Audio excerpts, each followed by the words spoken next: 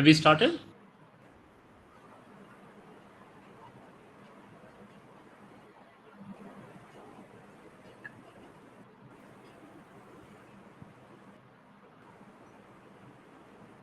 Hello, I can't hear. Have we started? Yes, sir. We have started. The streaming on. नमस्कार।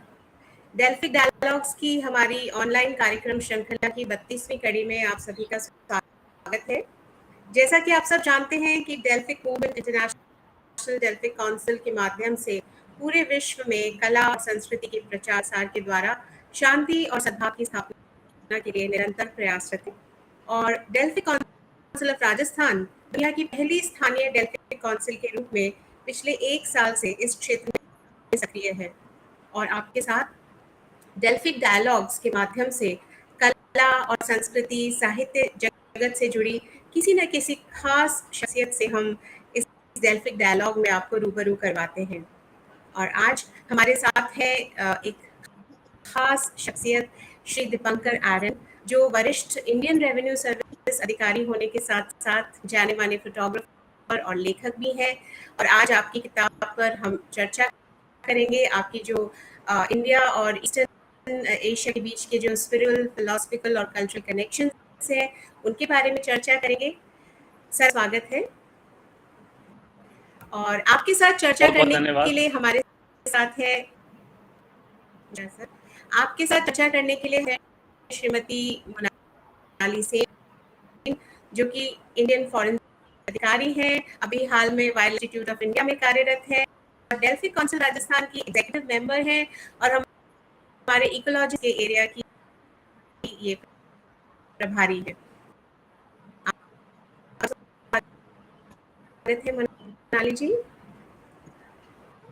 है, जो हमारी भारतीय सभ्यता और संस्कृति है और जो पूर्वी एशिया है उनके बीच में जो जुड़ाव है आध्यात्मिक, सांस्कृतिक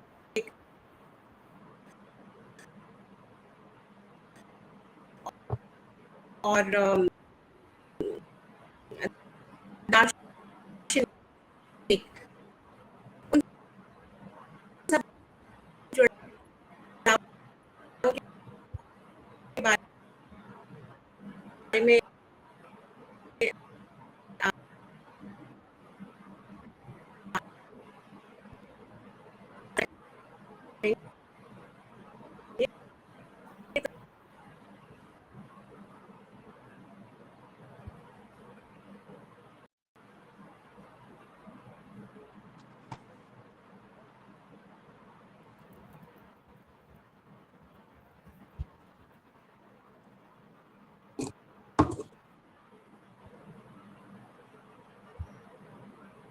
धन्यवाद शिप्रा जी।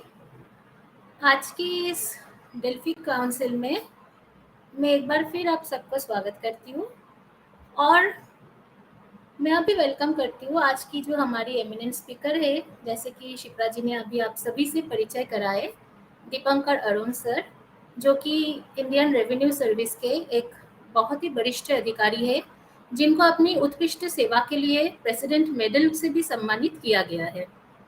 और सिर्फ यही नहीं, आज जिस बात पे चर्चा करने के लिए हम सब लोग यहाँ पे जुड़े हैं कि इतने उच्च पद के अधिकारी होने के साथ साथ सर एक बहुत ही पैशनेट राइटर है, सर एक इंट्रेपिड ट्रैवलर है, सर की जो ट्रैवलॉग है, जो वंडरलस्ट है, वो अनपैरेलल्ड है या फिर कह सकते हैं अभूतपूर्व है।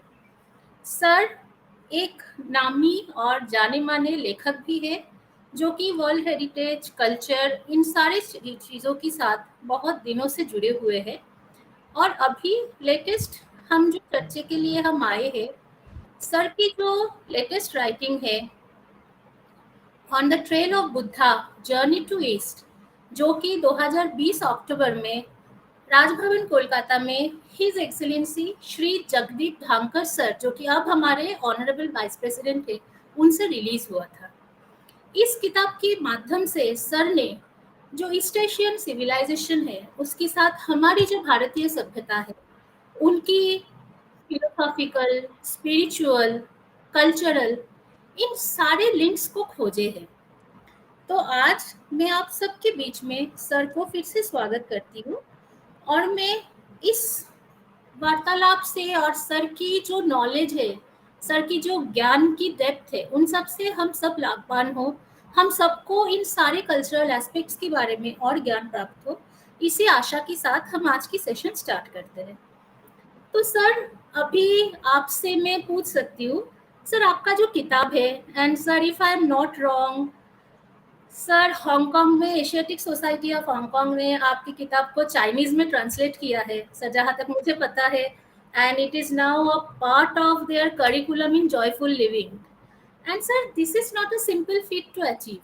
तो सर आपसे मेरी पहली सवाल क्या कहे सर, आप हमें एनलाइटन करिए sir, what is the book, मतलब ये बुक का कंसेप्ट क्या है, इस बुक में क्या है सर, आपकी भावनाओं को आपने जैसे इस बुक में हम सबसे शेयर किया है सर, आप उस पर हमें कुछ बताएं।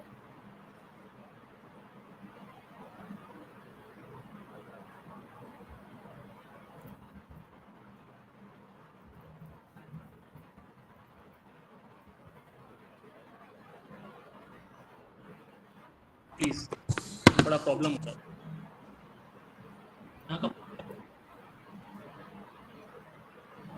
Hello, yeah, I think there's some network issue. Is it? Am I audible? Yes sir, you are audible. Sir was I audible? आपको मेरी, सर मैंने अभी जो बातें कही आपको सुनाई दिया या सर मैं आपको?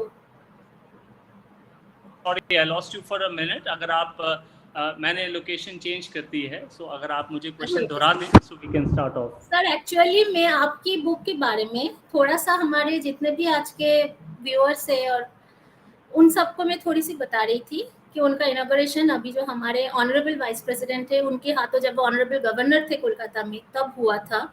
एंड सर मैंने सबसे ये भी शेयर किया जो बात, मतलब शायद मतलब एक बहुत ही रिमार्केबल फीट है फॉर एनीवन, सर आपकी किताब चाइनीज पे, चाइनीज लैंग्वेज में ट्रांसलेट हो चुका है, and Asiatic Society of Hong Kong ने इसको अपनी करिकुलम में रखा है फॉर जॉयफुल लिविंग। तो सर मेरा पहला क्वेश्चन था आपसे, sir what is the book, मतलब what is this book sir, आप इस पे हमें थोड़ा ज्ञान दें। तो सर्वप्रथम बहुत बहुत धन्यवाद डेल्फी काउंसिल ऑफ राजस्थान और Shipra Sharma ji, Monali Sen ji for organising this wonderful event. आपने कुछ समय पहले जब डेल्फी के बारे में बताया, so it came as a very pleasant news कि टू प्रमोट कल्चरल अंडरस्टैंडिंग, कला संस्कृति को बढ़ावा देने के लिए एक न केवल राष्ट्रीय स्तर पे, न केवल राज्य स्तर पे, बल्कि अंतर्राष्ट्रीय स्तर पे ये काउंसिल का गठन हुआ। और आप अभी एक ही साल नए हैं और आपने ये 32वां कार्यक्रम का आयोजन किया है, इसके लिए बहुत बहुत बधाइयाँ। और मुझे बहुत I am very privileged to be on this platform. Thank you for organising this.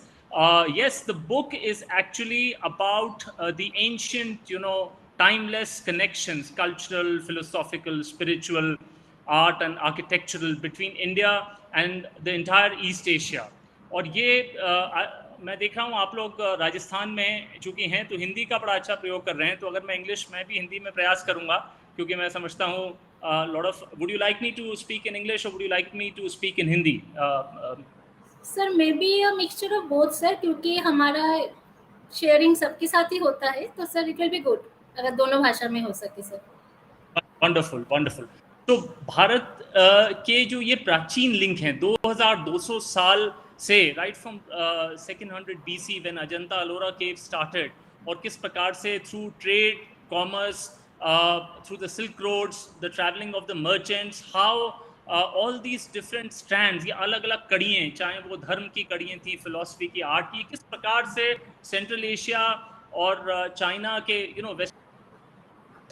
most parts, the Chinese Turkestan province, way along the Silk Road, it entered the entire mainland China, went up to Mongolia, went to Taiwan, went to Korea, and went to Japan, as far as that.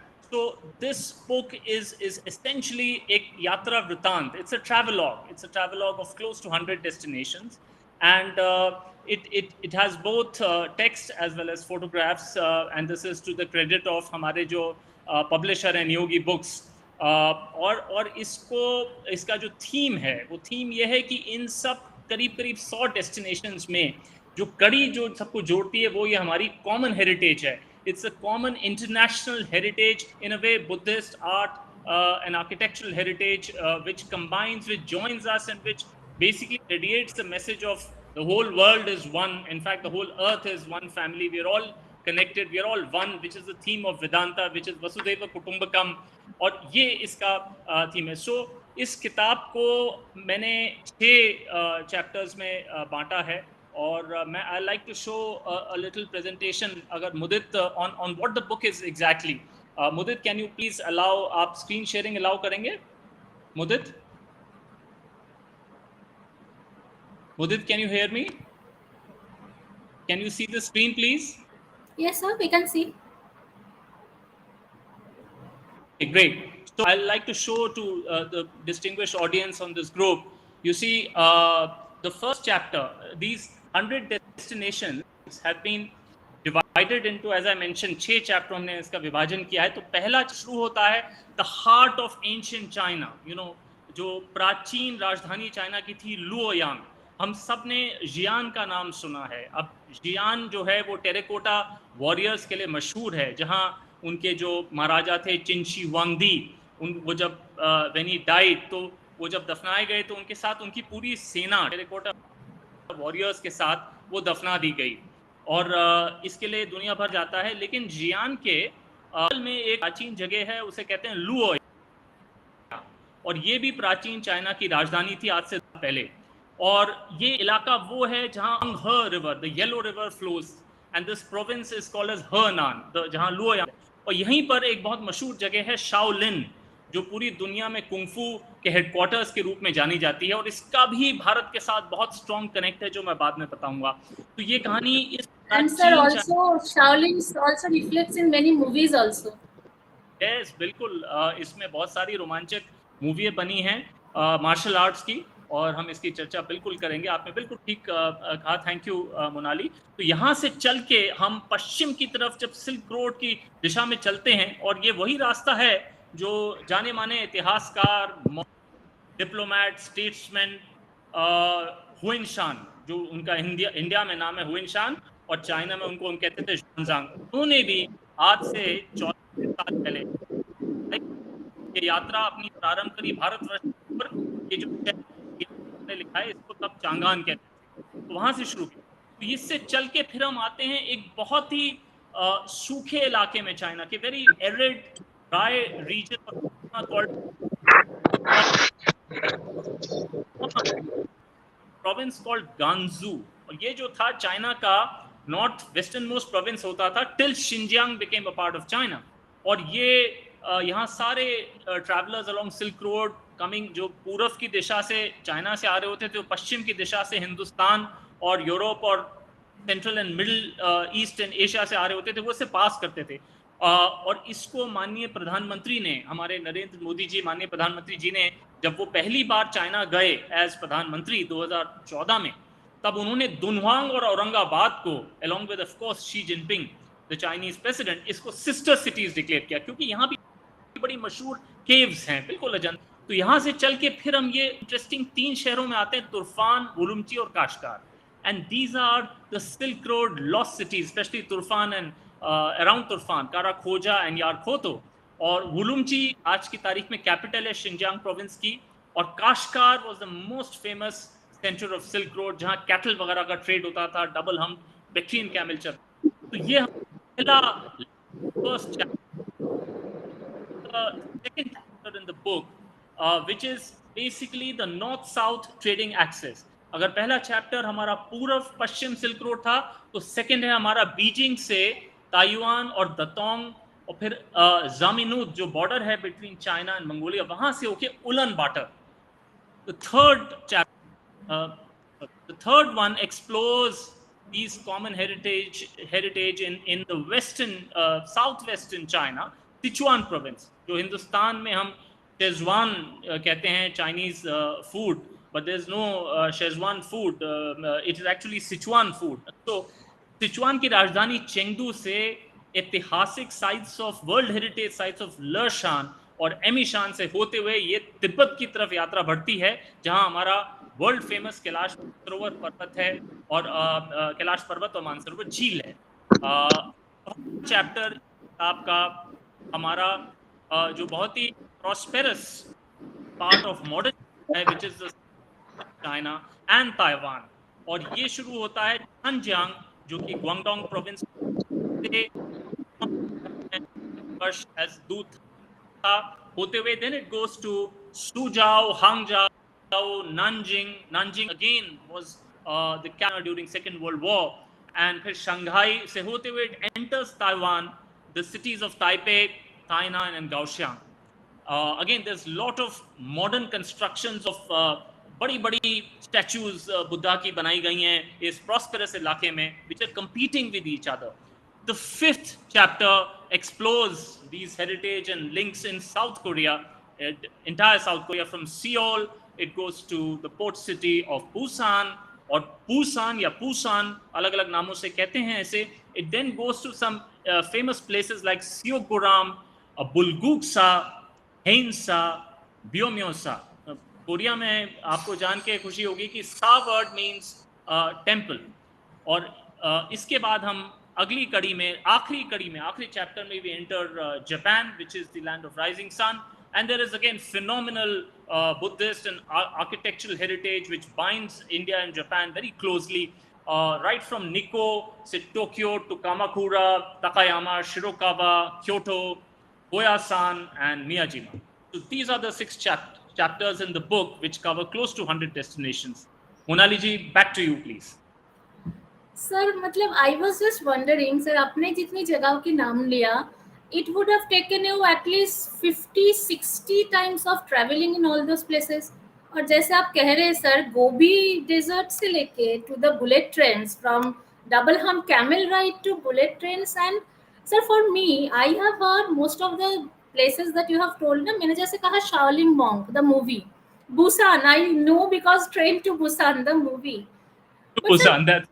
But sir, actually I feel so matlab enlightened, and I feel so proud sir, you visited all those places, and through you now we could connect to all those places.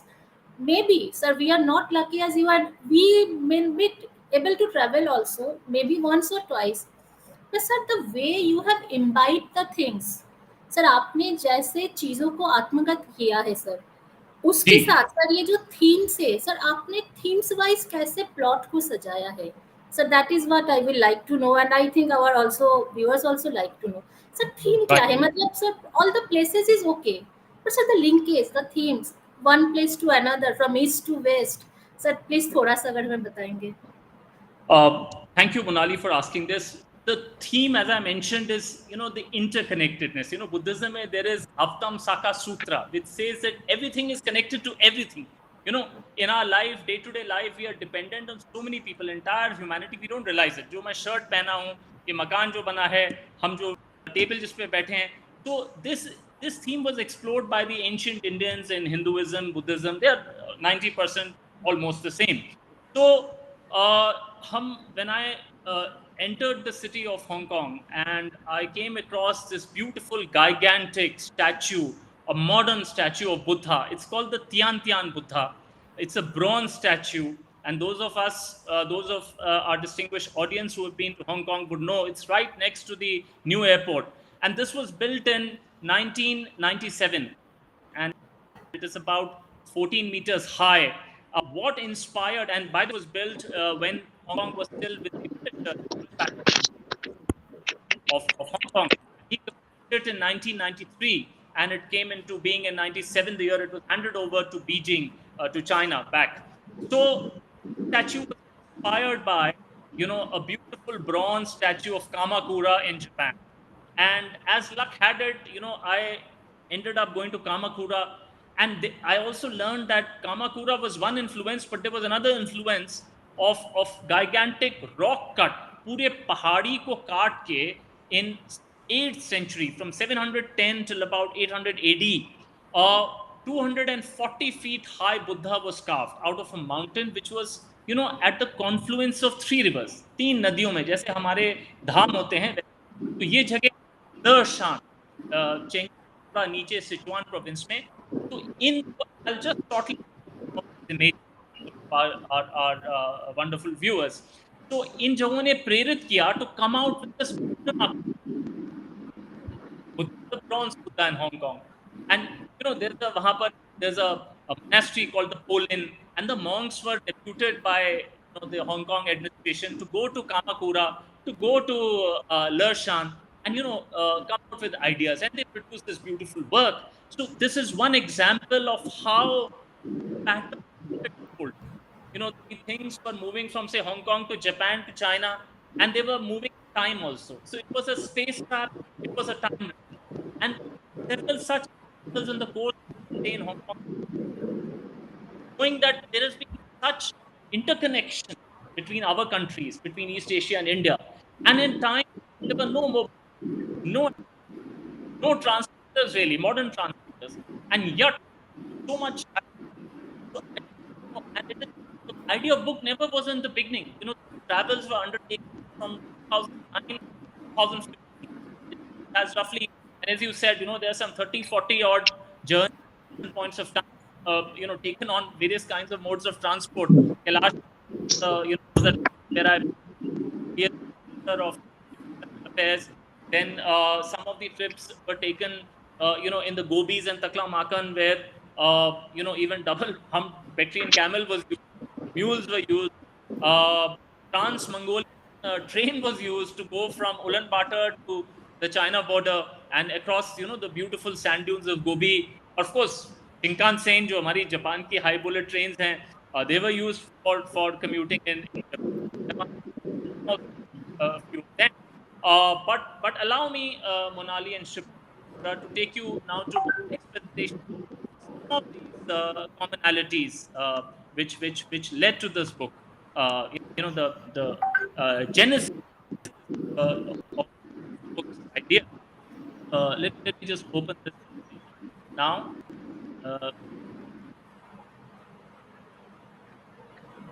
So is the image visible, Shipra, Monali? Luoyang, आपको दिख रहा है? Yes, sir. You can see. Great. So this is where it begins. Luoyang is the capital of China. As I said, this is the first chapter, and the year is AD 67, almost 1960, 2000 years back in time. और वहाँ के बड़े मशहूर जो dynasty थी was called the Eastern Han Dynasty, and the emperor was called Mingdi. So Mingdi के रात में उनको एक स्वप्न आया. स्वप्न में उन्होंने देखा एक गोल्डन एंजल फ्लाई कर रही है. अगले दिन उन्होंने अपने मंत्रियों से बोला, भाई वो गोल्डन भगवान टाइप एंजल कौन है? As if they know who that angel is. These ministers answered, your lordship, we know this is the Buddha in India. So he said, please get me more information. तो उन्होंने तुरंत ambassadors envoys dispatch किए भारतवर्ष की तरफ, और वो आए north India में. In fact it technically came to Fergana valley, जो आज की तारीख में उज्बेकिस्तान में है, क्योंकि वहाँ भी बुद्धिज्म का इन्फ्लुएंस था. Whole of Central Asia, in fact even right up to Greece had spread. तो यहाँ पर दो लर्नेड इंडियन मॉन्क्स जो आप इस एंशियंट पेंटिंग में देख सकते हैं, द बाल्ड हेडेड पीपल, इनका नाम है धर्मरत्ना और कश्यपा मातंगा. ये लोग originally they were from central India, but they were in a monastery in Fargana Valley in Uzbekistan, and they were requested by this gentleman. You can clearly make out his Chinese features, and they agreed to come to China, to Luoyang, and here you can see that they're moving on white horses, and there is a little Buddha idol also that you can see on the back of the horse, and they carried the sutras, and they lived. They were the guests of the emperor, and the emperor built this monastery called this temple called the Temple of White Horse, और इसको Chinese में कहते हैं बाइमा सी is anything ends with SIC means a temple, और ये temple आज भी है in its modern avatar. Of course China में भी persecutions हुए, बीच में बुद्धिज्म टेम्पल्स पर अटैक हुए, but each time it has been rebuilt, each time the memory has been beautifully carried forward in time, and you'll be delighted to know that these two monks, they उनका स्वर्गवास वहीं हुआ. Their tombs are there. On the right of the picture you can see even the tomb, and in that tomb you can see his image etched on stone, and little children come and Chinese children come and touch the feet. So they translated the sutras in this temple from Chinese, Sanskrit to Chinese. So let's take a look at the second example. This is China में भी भारतवर्ष की तरह 4 धाम हैं.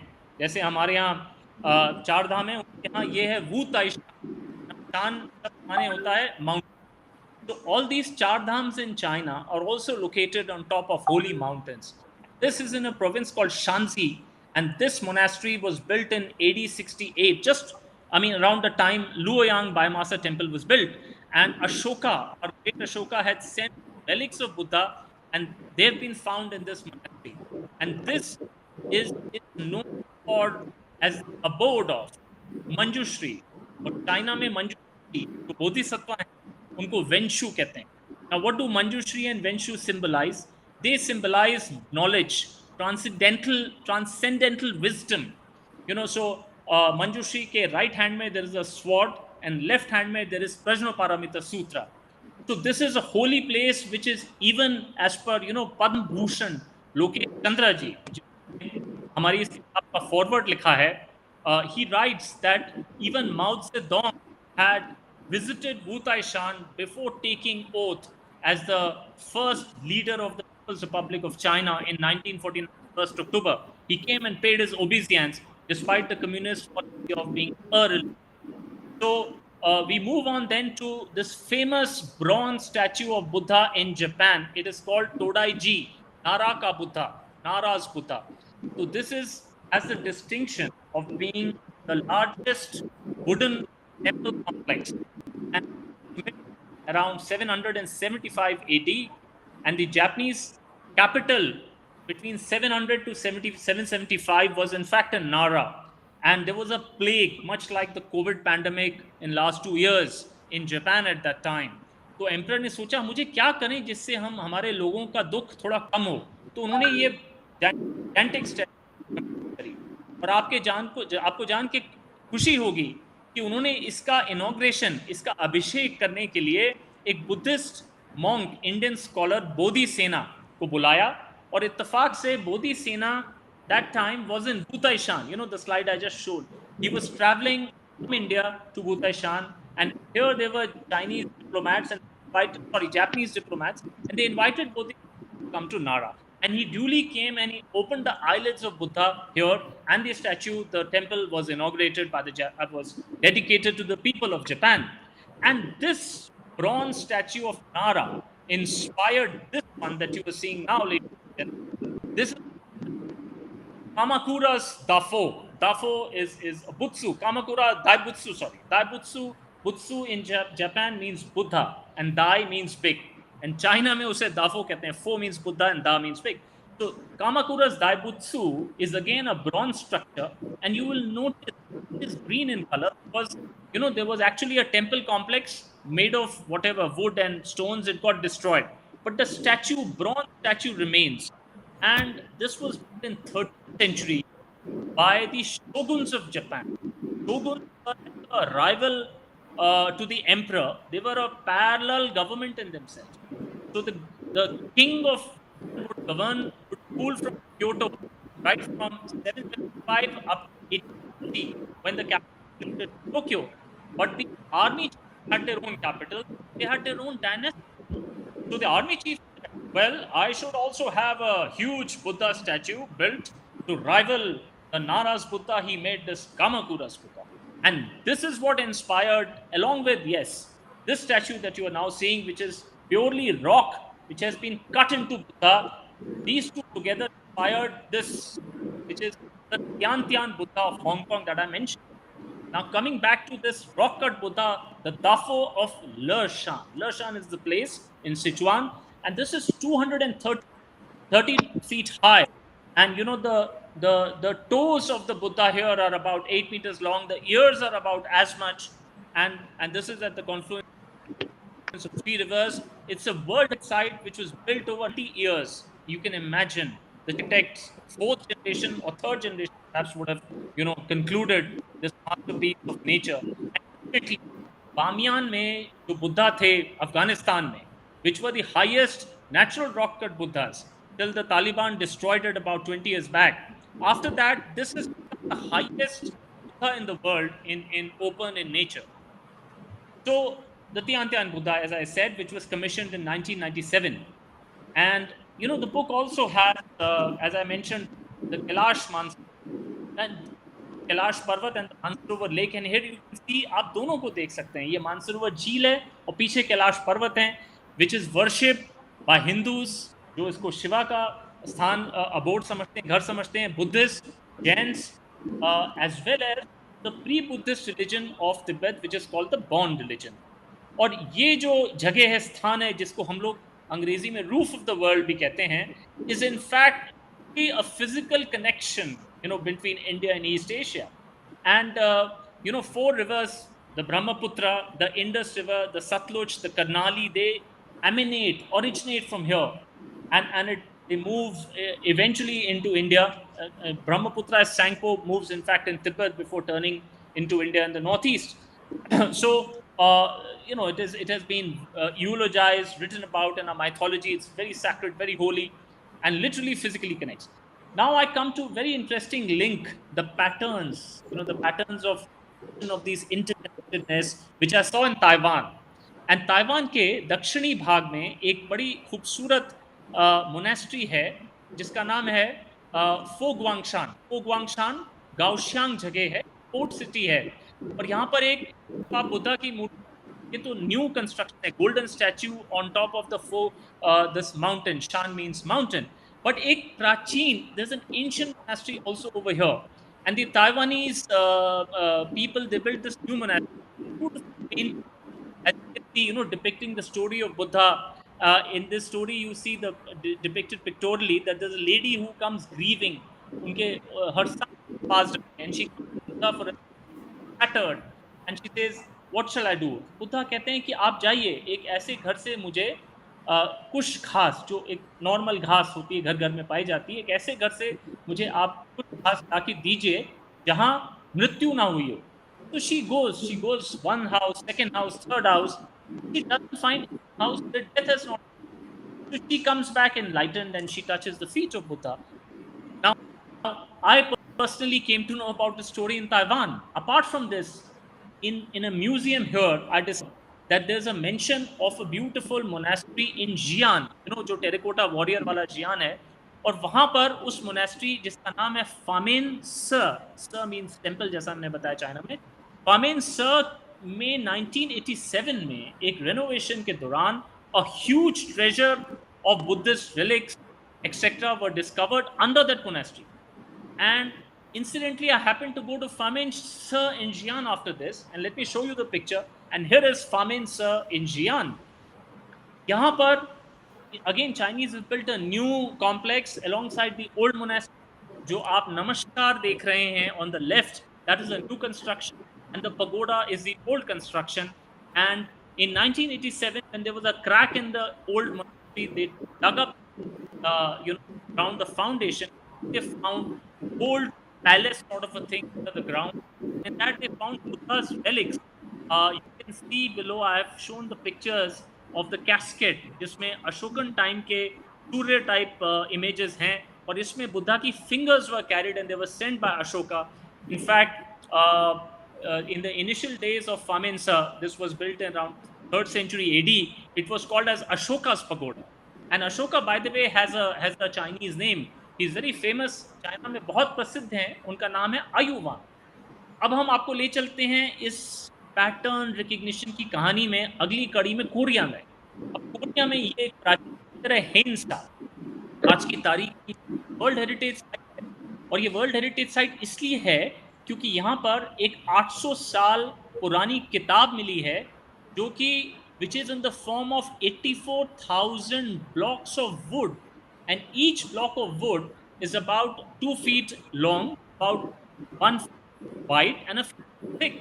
और 84,000 blocks में ही है जो किताब, उसका नाम है प्रज्ञोपारमिता सूत्र. And the amazing thing is that this has not got fungus for 800 years. The Koreans had some beautiful technology. They stored it in sort of under the temple complex in a special vault sort of a thing, had special type of ventilation, aeration, which ensured that the humidity levels remain low. And this is located in mountains which are called as Gyeongsang. और मैंने यहाँ पर एक रात में temple night stay किया, and I followed the getting up at 3 in the morning and doing the prayers etc. And I learned that Gaesan, which sounded to me Korean नाम है, ये एक्चुअली हमारे बिहार गया के नाम पर इसको रखा गया है. तो that is the beauty of these patterns, you see, Monali, which started coming up. That's amazing, sir. Yes, I mean, a Korean place named after a place in Bihar, Gaesan, is something which to me almost sounded like unbelievable. We had heard the story, by the way, that a Korean prince came to India. But those are the kind of linkages we've had, and there are so many more such stories which are there in the book. Now, let me come to a very interesting dimension of the book and these patterns, and this is of the art architecture. So, in this image, you see Dunhuang, that famous Macau caves, which are located in Dunhuang in the Gansu province. जिसके बारे में मैंने अपने पहले slide में in the first chapter जिक्र किया था. It's a very arid, dry place, Gobi Desert, built in almost 300 AD. The first of the cave came up, and over the course of next 800 years, you'll be surprised, 1700 के करीब caves, छोटे-छोटे जो आप लोग यहाँ देख रहे हैं. Sorry, let's go back to the previous slide. Yes, so these caves came up, and this was declared as the sister city of Aurangabad. And this is famous frescoes inside, very beautiful painting, just like Ajanta Ellora. This takes us to Yungang grottos. Yungang grottos are in the north part of China, which have full 17-meter high statues of Buddha. And I had the privilege and opportunity to go there as a photographer, travel writer, selection among certain other, photographers and travel writers from other countries. And these are UNESCO World Heritage Sites, almost all of them. And again, this place was commissioned in the 4th and 5th century. And this time the capital of China was a place called Datong, which Shanxi province, very near these grottos. And it is surprising to know that Datong, the dynasty, called as Tuoba. And the Tuobas had origins in Mongolia. So, Monali, it's Genghis Khan or Kublai Khan was Kublai Khan, the first Mongol who came to China and established the Yuan dynasty in 13. But he had Mongols back in the 4th and 5th, and they adopted Buddhism, and they built lots of these cave temples. And here you can see inside these caves, they're very beautiful statuary, very colorful statuary. Of course, the colors have been touched in the last couple of centuries. Let's now go. Statues are also rock cut. Sorry, yes, they are all basically cut straight from. And inside the caves, the wall sculptures are also rock cut. Yes, you see, this is. Let me show you some part of it. This is now the slide that you are now seeing is outside. This open. This is outside. And left, this colorful bodhisattva, with a smile on the face, with lovely green ochre. This is inside the. A lot of people inside, and on the right side you can see how the temple complex, the wooden structures are there, which house these beautiful statues. And now, due to Longmen grottos. Now the word Long in China means dragon. So these are, like Enter the Dragon. You will remember the Bruce Lee movie in Hong Kong. But these are very close to Luoyang. You remember Luoyang? I told you about the first recorded Buddhist in China. Yes. 7, the white horse. Once, the capital shifted from Datong to Luoyang. That was called the Sui dynasty. And it was soon followed by the Tang dynasty. So the flourishing of architecture, the Tang dynasty, and the image that you are seeing, most image of Longmen grottos, and the Buddha again here is about 14 meters high, the main statue. And interesting, China has had one emperor, the most famous dynasty, the Tang dynasty, was Wu Zetian. And Wu Zetian commissioned this work, and some people say that going by historical records, the main Buddha statue resembles her. So she, in a way, kind of derived political legitimacy with patronizing these kind of artworks. Now, in India, because of so many attacks, many of these Buddhist gigantic grottos are not to be seen except in Ladakh. And of course, we have in Ajanta Ellora caves, and we have in Kaneri in some parts in Maharashtra. Some of the Buddhist cave works are still being found, in fact. But I'm taking you back to a place called Alchi, Ladakh, and here you can see some of the statuary, just like the and another place in Ladakh called Mulbek. This is in Kargil and Leh. Just as you come towards the left side, this beautiful rock cut image of Buddha, but a much smaller Buddha. And probably, I think in 1,000, 1,500 years back, there must have been far more many. Which now brings me to the famous Shaolin temple in China. One of the most fascinating parts. So on the right, you see the Indian monk sage called Bodhidharma. And Bodhidharma Shaolin 525 AD. And though Shaolin was not founded by him, it was founded by another Indian monk in 498 AD. In fact, we have lost his Indian name because, we have not recorded our history much in writing, but more orally. But the Chinese remember him as Batuo. So, but it is Bodhidharma who made Shaolin very famous and who is revered as a father figure. So you can see his statues everywhere inside the temple, inside on the walls. You can see paintings in the main Garbha Griha. You can see him next to Buddha. Now, what is it that he did to earn so much of fame even today? So he introduced as the Zen Buddhism in China, and in China it is called the Chan Buddhism. So Chan se Zen aaya, and what is this Chan or Zen? It is nothing but Dhyan. Buddhism by way of meditation, right, which uses no scriptures. So he meditated in a cave in Shaolin for 9 years. And I took my children as well to this place. And you can see the Chinese children touching the feet of Bodhidharma. And again, he has a Chinese name. His Chinese name is Damo.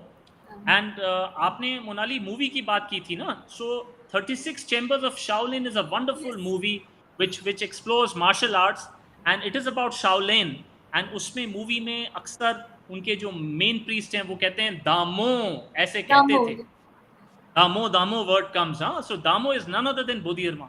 There are some more amazing facts, Monali and Shipra and our distinguished audience on this platform, that Bodhidharma introduced what is known as Kalari Paitu in Kerala and in the Tamil Nadu at that point of time as well, a martial art to the Chinese, and it blossomed as the Kung Fu. So no wonder you can see on the bottom left is Kalari Paitu martial arts, and on the top is a picture from a show. I took this photograph. So Kung Fu's legacy and Kalari Paitu, they have much in common. Which brings us to another fascinating place in piece of knowledge, sir. Yeah, yes. Sorry. That's an amazing piece of. All along, we have been giving credit for martial arts countries only. Absolutely. Now we see the interconnect. Yes, there's an interconnect.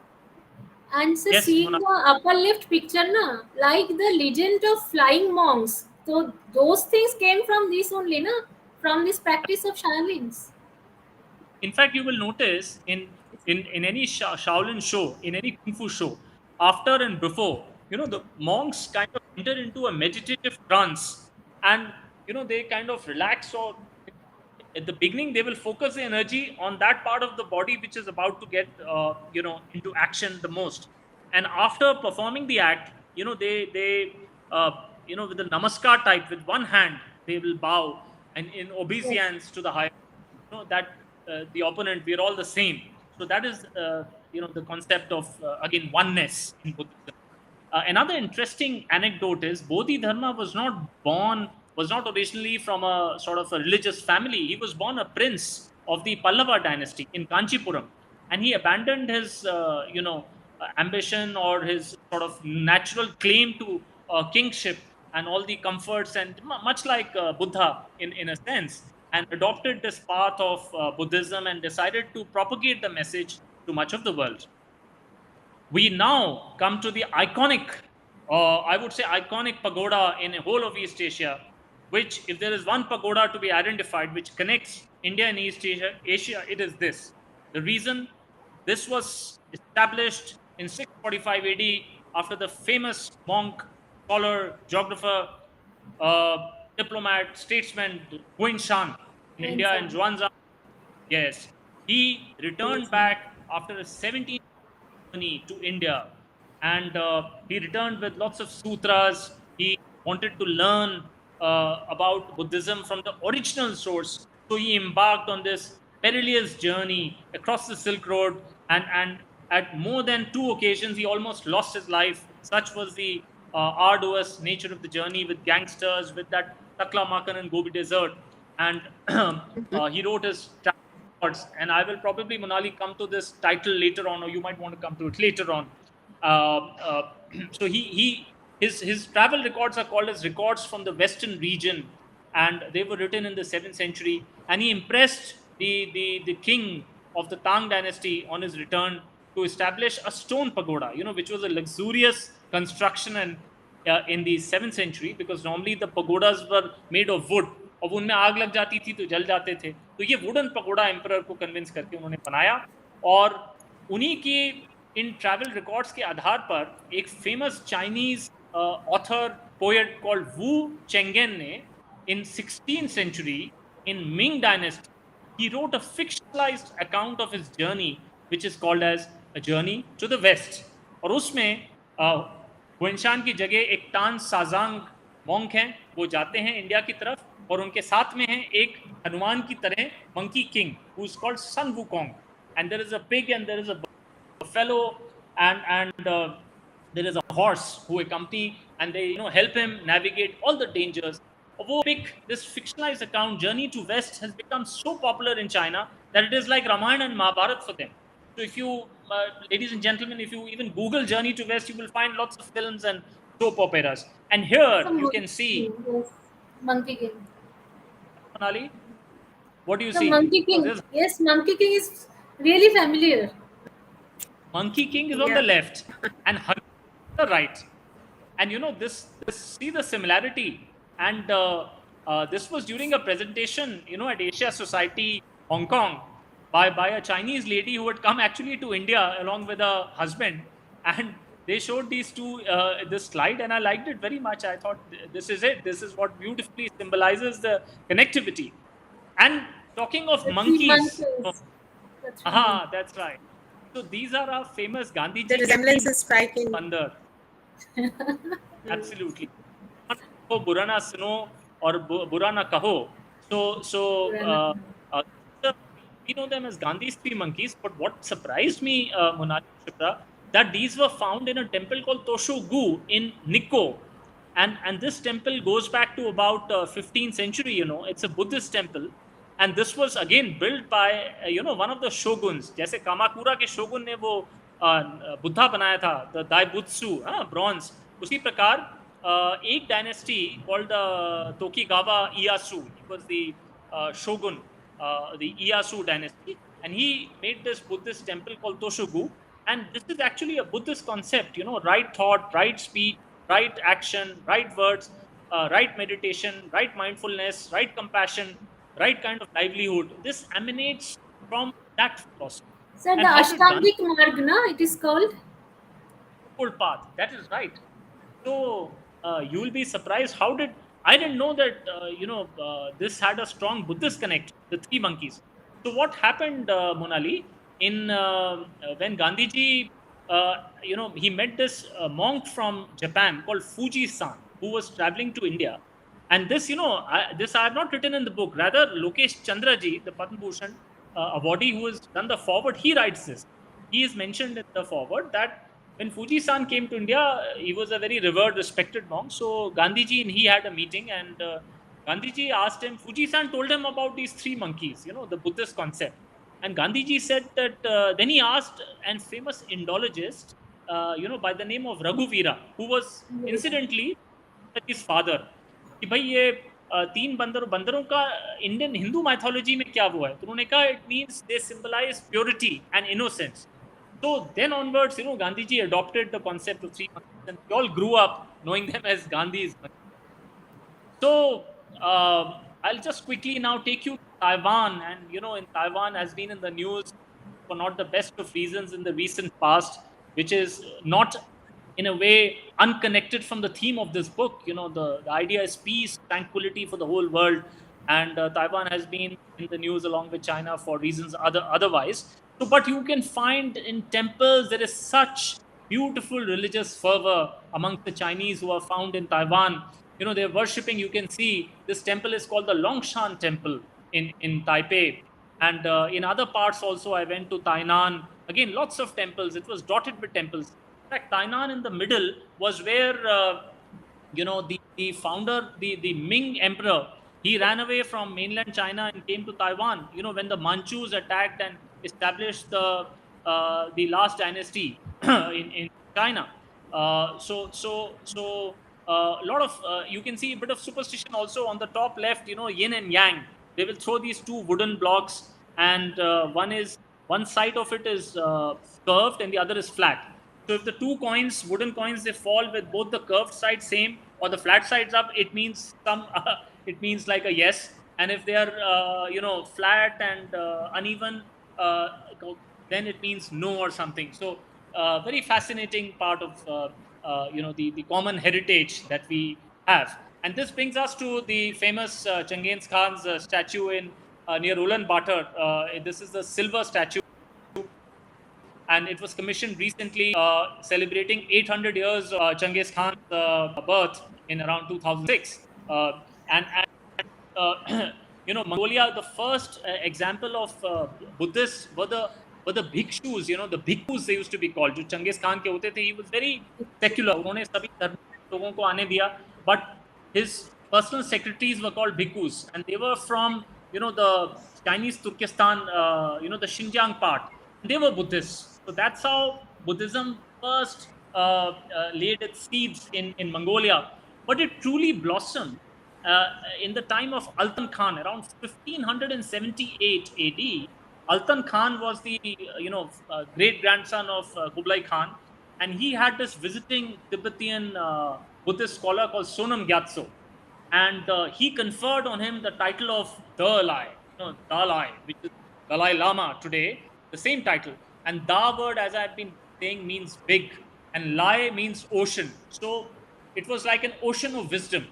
And Sonam Gyatso was conferred as the third Dalai Lama, and the first two were conferred retrospectively. So, today Mongolia has 90% of its people as Buddhists, and we have had Kushak, Bakule, the Rinpoche, who was the Indian ambassador in Mongolia. He was a Buddhist monk, and he was our ambassador from 1990 to 2000. Kushak Bakule Rinpoche. So there are strong, and then there is that famous Gandhan Khid monastery in Ulaanbaatar, where Honorable Prime Minister of India went in 2014 on his first visit as PM, and he gave a Bodhi there. And just, I think within last 1 month, the relics of Buddha were carried by the Honorable Union Minister, Mr. To Mongolia, Ulaanbaatar, and they were carried to the Gandhan Khid monastery, which is the leading Buddhist monastery of Mongolia, and which is very well covered in this book. And finally, I will, before I, Monali part with this particular section, I will take you to Kashgar, which a city, there's no better city than Kashgar, which symbolizes the Silk Road, located right across, Ladakh, right across the Karakoram Pass. This is a city which was the happening city, which was like the Singapore, Hong Kong of modern times, where all the travelers from east to west, north to south, to India and everywhere, they exchanged notes, they stayed, they bought cattle, and it continues with that. And it's also known as Kashi, much like Varanasi as Kashi in China today. And it continues that legacy in a small way with this famous cattle market every Sunday. Only thing is that they would be double humped Bactrian camels jo wahan bikte the in the times of Silk Road, but now you have all other kinds of cattle. And it has some beautiful people. This book at the end of the day is basically a travelogue. It looks into the sphere, how people are carrying their day-to-day lives, and such amiable, hospitable, wonderful people, as you can see in this image. the people of the Silk Road, I call them. Some of them resemble South Asians, some of them resemble Mongolians, some of them resemble Chinese, some of them resemble, the Caucasians. So it's a very eclectic, mix of people in. So I hope this gives you an idea of the commonalities and what really. So it was towards the end, if I may say, of my stay in Hong Kong, that I thought that this pattern was again and again emerging, and and this pattern of interconnectedness needs to be documented, needs to be told. Hopefully, a publisher will find the idea, nice one, which it did. Yogi Books. I'm very grateful, and I must say that yes, and the last journey, which was made with the idea of book having fleetingly caught hold of my mind. And which journey it is, I will, it was a journey to the Silk Road, the Kashgar, the Bulumchi, and the Dunhuang. Only that trip was undertaken with the sort of the first idea of the book emerging, and that was the last trip. Over to you, Monali. Sir, it's like a whole new world. मतलब sir, it's an overwhelming feeling. Sir, उतना शायद मैं व्यक्त नहीं कर पा रही हूँ, but sir, it's really a whole new world to us. और सर जो insight है, मतलब this linkages, this is like, आप कुछ कहना चाह रहे हैं, शिप्रा जी?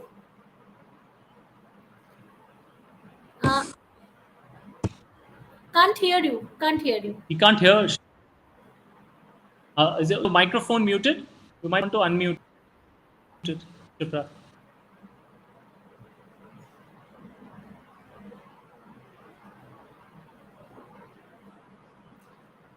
Sir, while you were discussing, sir, जो एक मेरे मन में एक क्वेश्चन आया था, but I think you have already answered that. Sir, मेरे मन में क्वेश्चन आया था कि why the name is Journey to the East, but you have already answered that, speaking the journey to the west portion. So now that we can relate to it, because sir, I think India. Journey to, actually the journey to west to me by my Chinese friend in a conference in Beijing when the first time I went there, and they started talking about Ashok, but they didn't use the word Ashok, they used the word Ayuwang. And then I realized that Ashok is so popular here in China, and we knew, of course, that he had sent his daughter Sanghamitra to Sri Lanka, his son Mahendrapala to a place called Khotan, Kashgar and Khotan, Kashgar I've touched upon. And then they said, journey to west, and I became very. Am I audible? Yes, now, yes. Monali? Audible. Yeah. Yes. Actually, what I was saying earlier was that one session is not enough to go through all even these parts of one book. So all the journeys would perhaps need a whole series. And sir, listening to you is like, it's a treasure trove of information, wisdom, the connection, the spiritual and the cultural and the philosophical connection, everything comes its own. The way you have presented it with your photographs. And just before this, you were speaking of the reverse journey, the journey to the west. So that is all. Yes. I think that would need a separate session in its own. Totally, Don't you agree, sir. Monali ji? I totally agree with absolutely. you, Shipra. The magnitude of this topic is such, we cannot cover it in such a small session actually. In fact, all our questions are still bundled up inside us. We want to ask so many things from sir. So, sir, yes. Sir, I can just ask one final query to you. Sir, what do you think will be the relevance of this topic, the book, in the present situation of our... So, we are celebrating the 75th years of independence this year. So, sir, इस साल में इस किताब की क्या relevance होंगे? So, thank you, Monali. In fact, मैं हिंदी में हमारे भारतीय श्रोताओं के लिए पहले मैं इसका जवाब देता हूँ. हम लोग 75वीं वर्षगांठ पे आज़ाद भारत के आ चुके हैं, और परसों वो दिन है जब हम 75 साल इस यात्रा के पूरे करेंगे. बट ये किताब इस दिशा में एक प्रयास है कि अखंड भारत, जो विश्व गुरु के नाम से, या भारत ने जो मार्क ट्वेन के शब्दों में, India is a cradle of civilization. So there has been so much of contribution. See, for last not 100 years or 200 years, but this is a story of 2,200 years, of what India was, what India in East Asia and had exchanged our contribution to world GDP was in fact 20 to 25% for most of these 2000 years, except the last 300 years. So as we celebrate the Azadi Ka Amrit Mahotsav, as we celebrate 75th year of independence, time for us to also reflect that this was the glory. Art, architecture, spirituality, philosophy can only flourish in a civilization which is prosperous, in a civilization which has pride, in a civilization which is confident, in a civilization which does not have insecurity, in a civilization which believes that world is one. India, जैसे माननीय प्रधानमंत्री ने कहा अभी हाल में कुशीनगर में कुछ महीने पहले एयरपोर्ट अंतर्राष्ट्रीय समर्पित किया पूरे राष्ट्र को और विश्व को, ताकि हमारे पर्यटक देश से और विदेश से गौतम बुद्ध के निर्वाणा स्थल पे आ सकें. माननीय प्रधानमंत्री अभी लुम्बिनी भी, और उन्होंने वहां पर नेपाल के साथ मिलकर, गौतम बुद्ध का जन्म स्थान है, तो उन्होंने कहा कि भारत ने दुनिया को युद्ध नहीं दिया, भारत ने दुनिया को Buddha. So, I think today when the topic is even more relevant than it was when Buddha was born or when it was over the last 2000 years, because we are seeing the conflict in Ukraine, we are seeing the conflict in Indo-Pacific, we are seeing aggressive maneuvers by certain nations in the waters, whereas our philosophy or this common Oriental philosophy has been of oneness. If we believe that आप, मोनाली, शिप्रा और हमारे सारे viewers, हम सब एक हैं, because वो आत्मा तो एक ही है. It is the same life force. I mean, so we live that concept every day. We know it, but if we live it every day, every moment, then would it? So as Dalai Lama says in a recent talk, in fact, a very fascinating talk, he said, पहले हम आपके चेले थे भारत के, हाँ, हमने दिया, but अब आप हमारे चेले हो गए. After the Bakhtiyar Khilji 1192 destruction of Nalanda monastery, where people from all over the world would come, monks used to study, the library had so many thousands of books. It kept burning for, I believe, months after that attack in 1192. Then some monks went to Tibet, some of the manuscripts and sutras were taken into Tibetan, and now we are translating them back from Tibetan, back to this thing. So I think in conclusion, the pandemic has also taught us, the COVID virus, that we are all one, how it easily spreads, because we all are interconnected. So why don't we realize the interconnectedness for the goodness of humanity?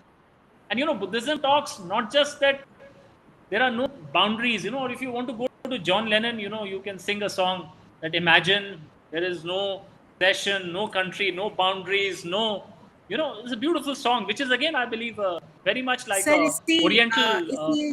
Last note पे I would like to take over from you, क्योंकि हमारा जो ये Delphic Dialogues online कार्यक्रम है, इसकी time limit है 1 hour, और आपने बहुत अच्छा सुंदर मैच दिया लास्ट में जॉन लेनन के शब्दों में भी, और कोविड ने भी पूरी दुनिया को एक कर दिया. आज हम बहुत ज़्यादा कनेक्टेड हैं पहले से. सर, आप इंडियन रेवेन्यू सर्विसेज ऑफिसर होने के साथ साथ एक लेखक और फोटोग्राफर और एक ट्रैवलर हैं. आपने इंडिया और ईस्ट का जो कनेक्ट है उसको ब्यूटीफुली एक्सप्लोर किया है, और मोनाली जी जो फॉरेस्ट सर्विस में WII में पोस्टेड होने के साथ साथ हमारी इकोलॉजिक्स की भी विशेषज्ञ हैं डेल्फिक काउंसिल की. आप दोनों का मैं हार्दिक धन्यवाद देती हूँ, तहे दिल से आपका शुक्रिया कि आज इतना सुंदर डिस्कशन आपने किया डेल्फिक डायलॉग्स में. हमारी ये जो डेल्फिक डायलॉग्स की श्रृंखला है, ये हर महीने के दूसरे या चौथार को आप सभी दर्शकों के लिए आती है, और हम आपसे इसी तरह से कला और संस्कृति से जुड़ी हुई शख्सियतों से आपको रूबरू करवाते रहते हैं. मुझे पूरी उम्मीद है कि दीपांकर एरन सर के साथ हम जल्दी एक और सेशन करेंगे, क्योंकि बहुत सारे प्रश्न हमारी स्क्रीन पे भी कई लोगों ने मैसेजेस भी रह गया और मन भी नहीं भरा सर, ऑनेस्टली. जी, तो ये जो आपका ट्रेजर ट्रॉव है, ये खजाना है, इसमें हम फिर से आपके साथ शामिल होना चाहेंगे sir. Delphic council of Rajasthan की तरफ से, हमारी प्रेसिडेंट शिरा गुहा मैम की तरफ से और हमारी सभी टीम मेंबर्स की तरफ से आपका बहुत बहुत शुक्रिया सर. आप one last word from you. I was just saying that if you have a copy of the book, Monali, right now, so I mean, you might want to show it to the readers. I mean, sir, sorry sir, I am not having handy at hand. Sorry sir. So, sir, can I show you? जो हमारे हैं, so sorry. Sir, I am not Yes. having it So handy at my hand. No worries. I'm sure our distinguished audience can, if they want to know more about it. I'll appreciate any critical comments and any suggestions for what more could have been done, or different could have been done. So from people our have been distinguished sending audience and viewers. messages. People have been saying very informative discussion. We are enriched. It's worth watching so much information. Yeah, the front page, cover page of the book for all the audience, on the Trail of Buddha, A Journey to the East. Sir, there is a catchphrase in the introduction of the book by one scholar, that we are on a bullet to a journey of culture. So next time I hope it would not be a bullet train but a slow journey, and we will have another enriching session with you very soon. Thank you. Thank you so much, Monali ji. Thank you, Deepankar, Aron sir. Namaskar. Thank you. Thank you all the audience. Thank you, Shipra, Monali, and